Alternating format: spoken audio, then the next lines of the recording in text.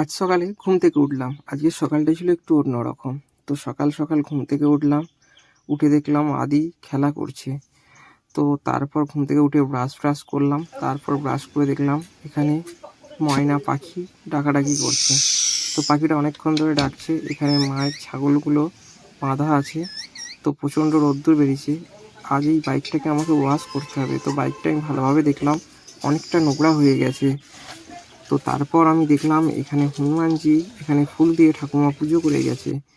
তো তারপর এখানে সকালবেলা দেখি আদি আর আমার ভাগনা দুজনে খেলা করছে গাড়ি নিয়ে।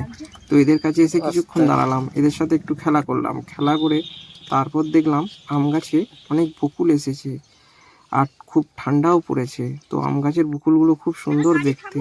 এই হচ্ছে বকুল, মনে হয় এই বছর আম হবে। তো আম গাছে ঔষধ দিতে হবে, দেখি কবে দিতে পারি। তারপর দেখলাম আলু গাছগুলো সব শুকনো হয়ে গেছে আর আলু গাছের পাতাগুলো নষ্ট হয়ে গেছে। রৌদ্রের কারণে আলু গাছের পাতাগুলো নষ্ট হয়ে গিয়েছে। এখানে গাঁদা গাছে অনেক ফুল ধরেছে। গাঁদা গাছের এখানে চারা বসিয়েছিলাম, সেই ফুল অনেক ফুল ধরেছে, ফুলও তুলতে হবে।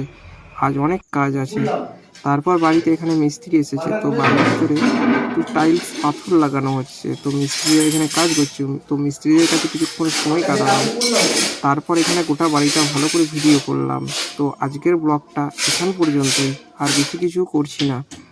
তো তারপর হচ্ছে এখানে আমি একটা ফটো টাঙাচ্ছিলাম, যেটা আদির ফটো। এই জায়গাটায় টাঙাচ্ছিলাম। সন্ধ্যা হয়ে গেছে রাত্রে। হ্যাঁ, তো দেখতে পাচ্ছ আমি পুরো ক্লান্ত। তো এখানে একটা ফটো টাঙাচ্ছিলাম, এই হচ্ছে ফটো।